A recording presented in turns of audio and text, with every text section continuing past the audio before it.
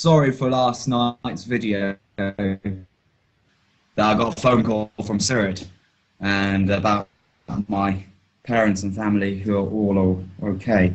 But yeah, I've been calling, spoken to quite a few people today, and it is just about now to describe the city, what is going on in the city. First of all, to start with, there is a complete power failure there. They've bombed the electricity supplies, not supplies, but the big cables that bring electricity to the city, and also the communication systems. There are two big towers inside the city that are for like landlines and mobiles, all of them down. In addition to that, electricity doesn't work in the first place. So, right. But you were able to talk most of to the them. time via Skype. So they have through, internet. I don't know, but something through satellite phone or something else. But yeah, he's been telling me that every single day there is bombings, and most of the bombings that have been done in the day that are targeted inside the city or sound bombs. And they don't go to the ground and explode and make all that damage, but they just explode in the air and make a lot of sound, a lot of noise. And he's telling me that he's just terrorizing everyone.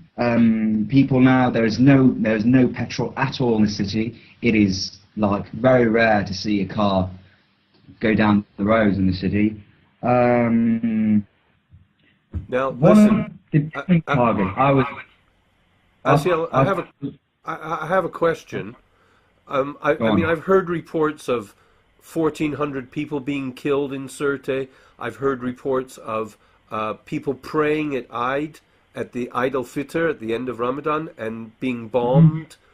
Have you heard of these stories? I've heard of them as well, but there is no confirmation of such thing. I don't know. I don't know at the moment. He didn't speak of this. We spoke about casualties. Did not speak about that because I don't want to bring it up and say him just confirming another rumor, but just trying to get the talk out of him. At the moment, I just feel very disgusted. Sorry. I mean, I've been feeling disgusted about what NATO has been doing beforehand, but like recently, they bombed food stock, big food stock storages, like storage that were like the basics for rice and oil and canned tomato. All of these have been bombed. You tell me about this. The biggest storage out of them all, there's three food storages. All of them were bombed. One of them in Abu Hadi, which is around less than 10 kilometers to the south of the city, skirts of the city, and the main storage today, you go next to it, and he's giving me this imagery saying all you can see on the roads were just canned tomatoes all over the place and oil leaking out of the buildings. He said these are not military targets. These are civilian institutes. These are civilian to sustain the civilian life. Have all been bombed. Outside the hospital, he's telling me that at least by like the distance of 12, he says all the windows in the hospital are all broken because of the bombings. All the windows outside of Ibn Sina Hospital, which is the biggest hospital in the city, all their windows and doors, glass doors, have all been destroyed because of the bombing. He's telling me that NATO is bombing meters outside the hospital. It's like 2 days ago, at least 50 bombs were dropped in that area. So it's not just sound bombs. They're actually targeting civilian institutions to grow fear inside.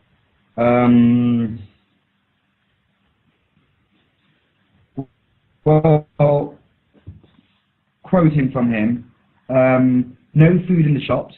The sign of vegetables have disappeared from 20th of August. Stove fire on coal fire and wood fire, as if we're in the Stone Age. So you can see that the lack of gas, the lack of oil, and it We saw the reports about the rebels increasing the length of negotiations to this Saturday, but I think that's just to increase in the embargo, have the people who are hungry probably die of hunger, which is something hasn't happened in Libya in the last 50, 40 years, and then go at them with all the powers. I mean, I've seen videos of rebels outside the town of Sirte with 250 tanks being taken out of the Khamis Brigade in Tripoli, and now they're in war now. They haven't been used by the Gaddafi military, so why are the rebels using them against Libyans? Another point is that there is no military in Sirte. There is no military in Sirte. The city is armed. And they're saying, people here are civilians. We only are armed to protect ourselves. Why are we being terrorized from the sky and the ground? So it sounds like a very sad situation. It does. Do you think people can leave? Do you think people can leave Sirte if they want to? Well, that's the thing. You can't really. I mean, they on BBC the other day I was watching, and they were speaking about how the rebels were made a trap for some of Gaddafi's forces. And what happened is the video showed that there's this Mitsubishi pickup. It was going on the road. It was going out of Sirte and going towards the road was going towards Tripoli, like on the coastal road, going towards the west. And the rebels are moving in onto the city. This is the outskirts of Sirte from the western side. And this Mitsubishi pickup just obviously looked at the tanks and the anti-aircraft machine gun and planted on the back of those rebel pickups, and this turned around. Rebels have started shooting AA guns at the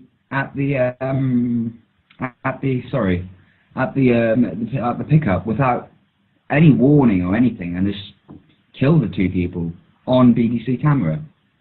So, but I'd say one thing: if it's not solved peacefully, and rebels do go into Sirte, it will be a massacre, absolute massacre. And I'm not just saying this because I know the city, but I know the intent that these people have.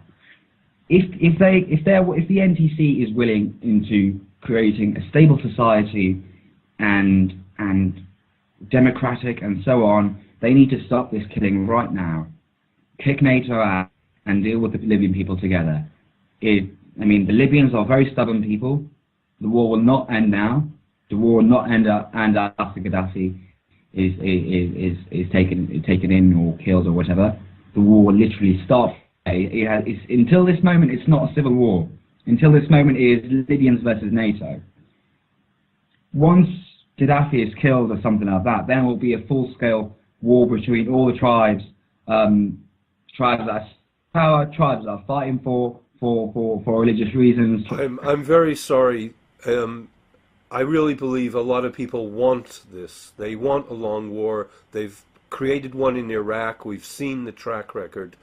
How many people live in Sirte? Well, I don't know the current number, but I think it's around 160,000, 180,000. Probably with all the towns all together that are close to the city, the county Sirte, probably around 200,000 to 250,000. Well, what I see in Libya at the current moment is there is a chance for a real revolution to rise, like from the people, from within, to actually rise.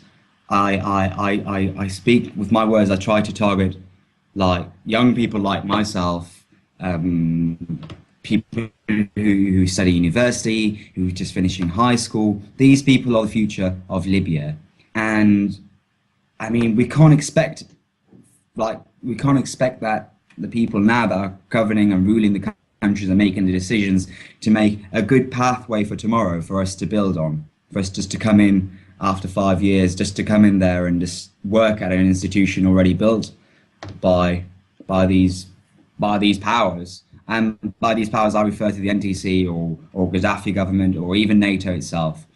I think Libyan people need to unite because it is dead simple. Just like just come under one flag. I don't know if even if we had to create a new flag, because both flags have been covered with blood. Both flags have been covered with so much blood, and autocracies have been done by both sides. Massacres have been done by both sides. And I say that we need to target all of the youth, rise up, create our own council that represents Libya, that actually does represent Libya, from all tribes, all different sides of the country, and just rise against these two and kick out NATO and deal with the rest ourselves. I mean, man-made for 20 years, we did not borrow a single penny. Why should we start borrowing now? The minute our economy enters into debt is the minute that we all lose. Tomorrow oil will run out, and I mean, all companies in Libya, they'll be the first, like, to tighten their grip around Libya's oil, and the first people to suffer will be the Libyans. Let me ask you, just finally, the people that are actually the rebels that are around Sirte, do you know from which faction they are? Because I understand there's like Al-Qaeda, and then there's, I don't know, native Libyans and all different factions within the rebel movement. Well, the thing is, I mean, the rebels who are targeting the city at the current moment, I should not claim that I have the knowledge to where they come from and so on, because I don't. But I mean, my visit there, what I've seen, I was a volunteer at the Red Crescent, and I mean, we see different types of people. Some are Libyans. Some are very, very young Libyans, as young as 15 and 16, and some are definitely not Libyans. Some are like bearded, like long bearded, like either Egyptians or Algerians, and you know straight, like when you look at them and the way they speak, and you know that they are not really the locals. They have come from a training camp. I mean, it's not easy to learn how to fire an AA gun, let alone to go into battle with the intent of using such weaponry. These people have been trained, so I think the planning for a Libya invasion has been has been planned for quite a while to invade Libya with its own people. And probably foreign mercenaries. Oh, in London, I know they're big players in London. It's another subject, and it's also speculation. But look, you've given us a great report today.